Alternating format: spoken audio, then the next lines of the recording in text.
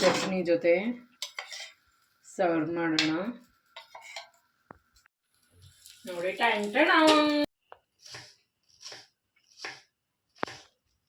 Fry ಮಾಡ್ಕೋಬೇಕು. Hi friends, welcome back to Sushma Kutumba channel. ಏನಪ್ಪ ಇವತ್ತು ಈರುಳ್ಳಿ ಎಲ್ಲನೇ ಹೆಚ್ಚುತ್ತಾ ಇದ್ದಾರೆ. ಮನೆ ವಿಷಯ ಬಿಟ್ಬಿಟ್ಟು ಇವತ್ತು ಕಿಚನ್ಗೆ ಜಾಯ್ನ್ ಆಗಿಬಿಟ್ಟಿದ್ದಾರೆ. ಏನೋ ತೋರಿಸ್ತವ್ರೆ ಅಂತ ಅನ್ಕೋತೀರಾ ಅಲ್ವಾ ಎಲ್ಲ ನನ್ನ ಫ್ರೆಂಡ್ಸ್ಗಳು. ನೋಡಿ, ನನ್ನ ಮನೆ ಯಾವಾಗಲೂ ನಾನು ಇದೇ ಥರ ಈರುಳ್ಳಿ ತುಪ್ಪದ ದೋಸೆ ಹಾಕೋದು. ನೀವು ಒಮ್ಮೆ ಟ್ರೈ ಮಾಡಿ, ಈ ಥರ ಮಾಡೋಕ್ಕೆ ಪ್ರಯತ್ನ ಪಡಿ. ಹಾಗೂ ತುಂಬ ಟೇಸ್ಟಿಯಾಗಿರುತ್ತೆ ಈ ಥರ ಆನಿಯನ್ ತುಪ್ಪದ ದೋಸೆ. ಈಸಿಯಾಗಿ ಹೇಳಬೇಕು ಅಂತ ಅಂದರೆ ಈರುಳ್ಳಿ ತುಪ್ಪದ ದೋಸೆ ತುಂಬ ಚೆನ್ನಾಗಿರುತ್ತೆ. ನಾನು ಯಾವಾಗಲೂ ನಮ್ಮ ಮನೇಲಿ ಈ ಥರ ಈರುಳ್ಳಿ ತುಪ್ಪದ ದೋಸೆ ಮಾಡ್ತಾ ಇರ್ತೀನಿ. ಇದು ನನ್ನ ಮಗನಿಗಂತೂ ತುಂಬ ಅಂದರೆ ತುಂಬ ಇಷ್ಟ. ನಾನು ಇವಾಗ ಒಂದು ಈರುಳ್ಳಿ ತೊಗೊಂಡಿದ್ದೀನಿ. ತಗೊಂಡು ನೋಡಿ, ಈ ಥರ ತುಂಬ ಚಿಕ್ಕದಾಗಿ ಕಟ್ ಮಾಡ್ಕೊಂಡಿದ್ದೀನಿ. ಕಟ್ ಮಾಡಿಕೊಂಡು ಇದನ್ನು ನಾನು ಮುಂಚೆನೇ ಒಂದು ತವಾನ ಕಾಯಲಿಕ್ಕೆ ಇಟ್ಟಿದ್ದೆ. ತವಾದ ಮೇಲೆ ಹಾಕಿ ಫ್ರೈ ಮಾಡ್ಕೋಬೇಕು. ನೀವು ಎಷ್ಟು ಚೆನ್ನಾಗಿ ಫ್ರೈ ಮಾಡ್ತೀರಾ ಅಷ್ಟು ಚೆನ್ನಾಗಿ ತುಪ್ಪದ ದೋಸೆ ಅಂದರೆ ಆನಿಯನ್ ತುಪ್ಪದ ದೋಸೆ ಚೆನ್ನಾಗಿ ಬರುತ್ತೆ. ನೀವು ಯಾವಾಗಲೂ ಈ ಥರ ಮಾಡಿರೋಕ್ಕೆ ಸಾಧ್ಯನೇ ಇಲ್ಲ ಫ್ರೆಂಡ್ಸ್. ಈ ಥರ ಒಮ್ಮೆ ಟ್ರೈ ಮಾಡ್ಬೋದಲ್ವಾ, ಸ್ಪೆಷಲ್ ಆಗಿರುತ್ತೆ. ನೋಡಿ, ಜಾಸ್ತಿ ನಾನು ಗೋಲ್ಡನ್ ಬ್ರೌನ್ ಮಾಡ್ಕೊಂಡಿಲ್ಲ. ಸ್ವಲ್ಪ ಅದು ಹಸಿ ವಾಸನೆ ಹೋಗೋವರೆಗೆ ಈ ಥರ ಫ್ರೈ ಮಾಡ್ಕೊಳ್ಳಿ. ಈ ಥರ ಫ್ರೈ ಮಾಡಿದ್ದನ್ನು ಒಂದು ಪ್ಲೇಟ್ಗೆ ನಾನು ಸರ್ವ್ ಮಾಡ್ಕೊತಾ ಇದ್ದೀನಿ.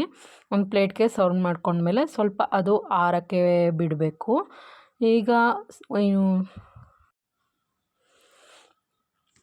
ಮತ್ತು ನಾವು ಆರೋಕ್ಕೆ ಬಿಟ್ಟ ಮೇಲೆ ಇದೇ ತವದಲ್ಲಿ ನಮಗೆ ದೋಸೆ ಹಾಕ್ಕೊಂಡ್ರೆ ತುಂಬ ಚೆನ್ನಾಗಿ ಬರುತ್ತೆ. ಯಾಕಂದರೆ ಈರುಳ್ಳಿ ಫ್ಲೇವರು ತವಾದಲ್ಲೇ ಹಾಗೇ ಇರುತ್ತೆ ಫ್ರೆಂಡ್ಸ್. ಅದರಿಂದ ದೋಸೆಗೂ ಇನ್ನೂ ಡಬಲ್ ಟೇಸ್ಟ್ ಜಾಸ್ತಿ ಆಗುತ್ತೆ. ಹಾಗಾಗಿ ಬನ್ನಿ ಇವಾಗ ದೋಸೆ ಹಾಕೋಣ. ನಾನು ದೋಸೆಗೆ ಮುಂಚೆನೇ ಕ್ಯಾರೆಟು ಮತ್ತು ಕೊತ್ತಂಬರಿ ಸೊಪ್ಪನ್ನ ಕಟ್ ಮಾಡಿ ಹಾಕಿ ಇಟ್ಕೊಂಡಿದ್ದೆ. ಇವಾಗ ನೋಡಿ ಯಾವ ಥರ ದೋಸೆ ಹಾಕೋದು ಅಂತ. ಇದರ ಒಳಗಡೆಗೆ ಈರುಳ್ಳಿನೂ ಹಾಕ್ಬೋದು, ಬಟ್ ಅದು ಸ್ಪ್ರೆಡ್ ಮಾಡೋಕ್ಕಾಗಲ್ಲ. ನೋಡಿ, ಒಂದು ಸೌಟು ಸಂಪ್ಳನ ತೊಗೊಂಡು ಈ ಥರ ಮೆಲ್ಲಗೆ ಸ್ಪ್ರೆಡ್ ಮಾಡ್ಕೋಬೋದು. ಇದಕ್ಕೆ ನೀವು ಕ್ರಿಸ್ಪಿಯಾಗೂ ಬೇಕಾದ್ರೆ ಹಾಕ್ಕೋಬೋದು ಫ್ರೆಂಡ್ಸ್, ಇಲ್ಲಾಂದರೆ ಸೆಟ್ ದೋಸೆ ಥರನೂ ಹಾಕ್ಕೋಬೋದು.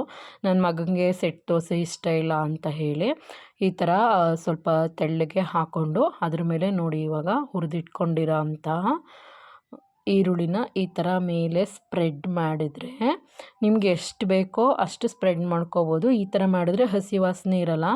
ಹಾಗಾಗಿ ನನ್ನ ಮಕ್ಕಳು ಹಸಿ ಸ್ಮೆಲ್ ಇದ್ದರೆ ತಿನ್ನಲ್ಲ. ಹಾಗಾಗಿ ಈ ಥರ ಫ್ರೈ ಮಾಡಿಬಿಟ್ಟು ಈರುಳ್ಳಿನ ಹಾಕ್ಕೊಂಡು ಅದ್ರ ಮೇಲೆ ತುಪ್ಪ ಹಾಕ್ಬಿಟ್ಟು ಸ್ವಲ್ಪ ಒಂದೆರಡು ಸೆಕೆಂಡು ಮುಚ್ಚಿಬಿಟ್ಟು ಬೇಯಿಸಿದ್ರೆ ನೋಡಿ ಈರುಳ್ಳಿ ತುಪ್ಪದ ದೋಸೆ ರೆಡಿ. ಇದನ್ನು ಇನ್ನೊಮ್ಮೆ ಮಗ್ಚಿ ಹಾಕಿದ್ರೆ ಈ ಥರ ನೋಡಿ ಯಾವ ಥರ ಬ್ರೌನ್ ಕಲರ್ ಬಂದಿದೆ ಅಂತ. ಕೊನೆಯದಾಗಿ ನಾವು ತಟ್ಟೆಗೆ ಸರ್ವ್ ಮಾಡೋಣ ಈ ಥರ. ಹಾಗೆಯೇ ಈ ಥರ ಚಟ್ನಿನೂ ಸಹ ತಟ್ಟೆಗೆ ಹಾಕ್ಕೊಳ್ಳೋಣ.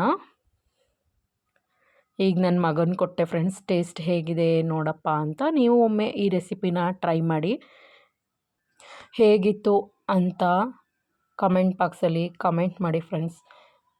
ಆನಿಯನ್ನು ಬೇಯದೇ ಇದ್ದಾಗ ಈ ಥರ ಇನ್ನೊಂದು ಆಪ್ಷನ್ ಸಿಗುತ್ತೆ. ಈರುಳ್ಳಿನ ಬೇಯಿಸ್ಕೊಂಡು ಈ ಥರ ಮೇಲೆ ಹರಡ್ಬಿಟ್ಟು ದೋಸೆ ಹಾಕ್ಕೊಂಡು ತಿಂತಾಯಿದ್ರೆ ಒನ್ ಮೋರ್ ಅಂತ ಅನಿಸುತ್ತೆ ಫ್ರೆಂಡ್ಸ್. ಹೇಗಿತ್ತು ಈ ರೆಸಿಪಿ? ಒಮ್ಮೆ ಟ್ರೈ ಮಾಡಿ, ಹೇಗಿತ್ತು ಅಂತ ಕಮೆಂಟ್ ಬಾಕ್ಸಲ್ಲಿ ಕಮೆಂಟ್ ಮಾಡ್ತೀರಾ ಅಲ್ವಾ. ಬಾಯ್, ಮತ್ತೊಂದು ರೆಸಿಪಿಯೊಂದಿಗೆ ಸಿಗೋಣ.